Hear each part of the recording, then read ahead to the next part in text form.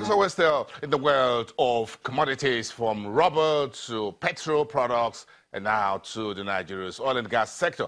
Of course, Nigeria's Honorable Minister of Petroleum Resources, Dr. Kachikwu, produces these video clips very regularly, talking about his views and outlooks and what has been done with the Nigeria's oil and gas. And the latest came in just about 24 hours ago, was it? Yes, and he was talking about the outlook or the roadmap for 2018 to 2019. Let's take a listen to what the Honorable Minister, Dr. Kachikwu, had to say as far as the next 2 years is concerned.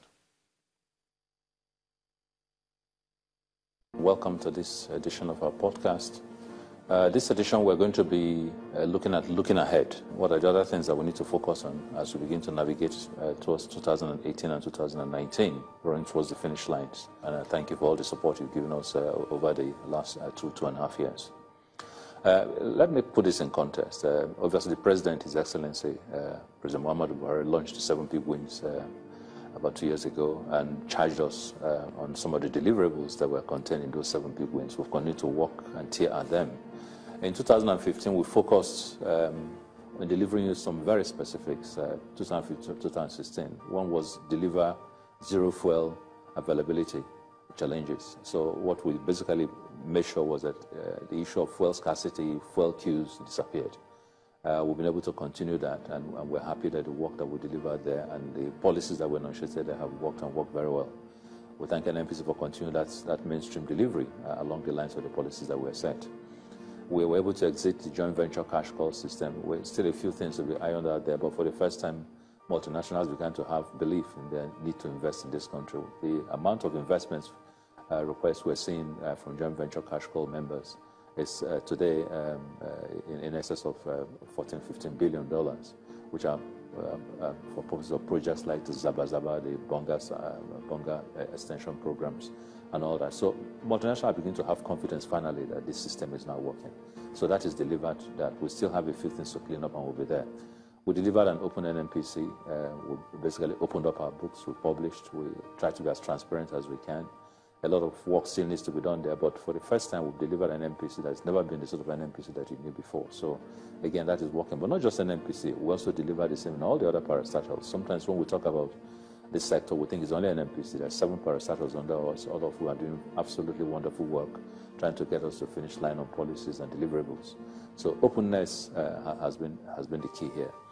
Key deliverable for us was Niger Delta and all the instability we faced in terms of production. We were happy that we were able to deliver on that, working with all the components, the Vice President's Office, the Niger Delta Ministry, His Excellency the President, the security forces, to bring calm, understanding and stability in that region. And that took us from the production low point of 1.1 million barrels to today close to about 2 million barrels if you include condensates. Still some more work to be done, still some more engagements to be done, but at least that process worked and is still working.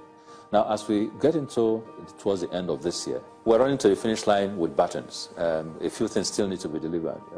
Some of the policies that we've enunciated, petroleum policy, the gas policy, we need to begin to bring our regulations to be able to push those.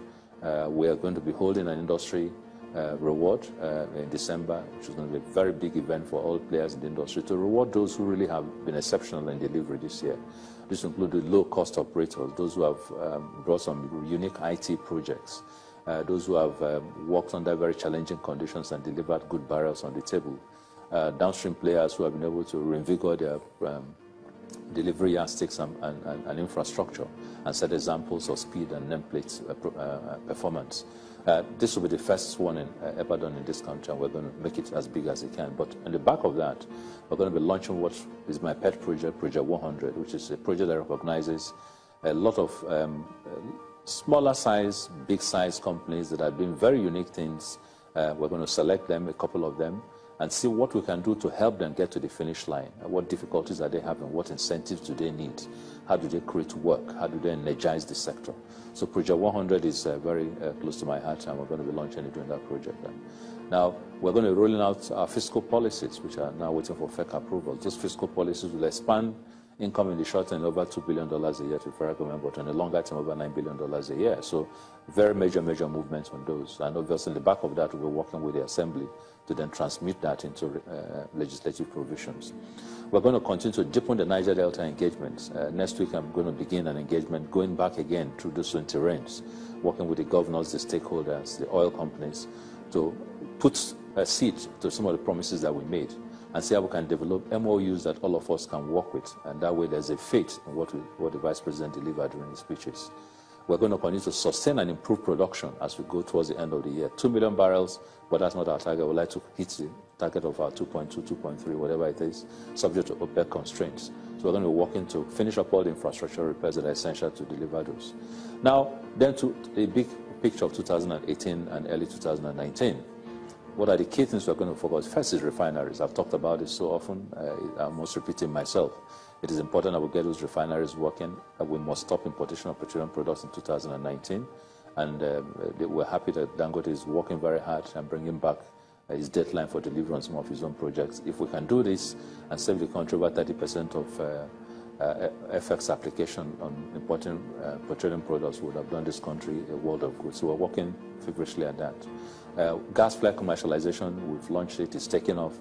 We're continuing to deepen our engagement with oil companies on this to ensure that we're able to exit gas flare in over 500 sites where where there is gas flare. And we're also deepening taking in gas into the hinterland, whether it's LPG, whether it's LNG, whatever it is, through whatever mechanisms we have. Infrastructure is key for us. Our infrastructure is 30, 40 years old, completely dilapidated, can't be funded by government anymore. P2P policies must be put in place, and working with NNPC, DPR, and local content group to ensure that very soon in 2008 we can launch our infrastructural map Rebirth, which would bring in people to invest in our pipelines, invest in our depots, and open up in this industry for expansion. We have to focus on regulation. The Assembly is working on PIB. Various components of PIB, we need to work collaboratively with them to get this quickly to the finish line, because that is essential for stability in this sector. Then there's the issue of crude tracking. How do we track every molecule of product that we have refined and produced? Crude and refined products. We're putting together IT platforms that will enable us to do this, and working with DPR, so that hopefully by 2019, the issues of whether we could account for our crude no longer occur. The revenues are key. We need to expand revenues. I've talked about the work we're doing on PSC, the work we're doing on Fiscal to enable us increase our revenues. But there are all kinds of accelerated revenue schemes that we're working on to improve the revenue base of the federal government.